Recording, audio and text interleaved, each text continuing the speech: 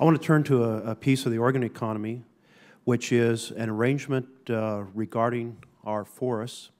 In 1908, the federal government worked out a deal that said, hey, our forests take up big chunks of counties throughout Oregon and in other states, and we're not paying any property taxes, and clearly you have to maintain the infrastructure, so we'll have a 25% revenue sharing arrangement for the timber cut. Well, along comes this century, and a variety of environmental overlays have proceeded to take land that was specifically set aside, the ONC lands, for the counties, and essentially timber can't be cut on it.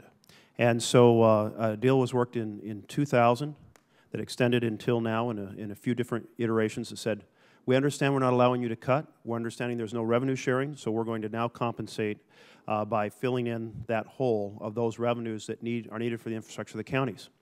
This is a century-plus deal between the federal government and the communities. Oregon's dramatically affected, so are many other states. And President Obama said during his campaign that he understood this and that he would bring people together, that he would forge a long-term solution, that he was supportive. Well, this latest piece of this is expiring 2011, and this contract needs to be honored between the federal government and the people of my state that have large tracts of forest. Are you prepared to make that happen? Senator, I'm generally familiar with the issue, and if confirmed, I obviously would become much more familiar with the issue. So in general, I know the question of what the impact of federal policies are on districts is something that has been challenging to calculate what the right kind of compensation is. I would certainly commit to working through those issues, understanding them, and working with you. I must say that's not satisfactory. Our president made a commitment. This commitment is central to the economies of my state. The Secretary of Agriculture is working on it. The Secretary of Interior is working on it. But getting this into the budget is essential. That it's being put together right now. And I would like you to come up to speed on this topic and have your commitment that you're going to get this done before you're confirmed, because this is the lifeblood. 33 of my 36 counties are profoundly affected by this long-term contract with the federal government over the use of the forest lands. Now, they would much prefer to be able to log.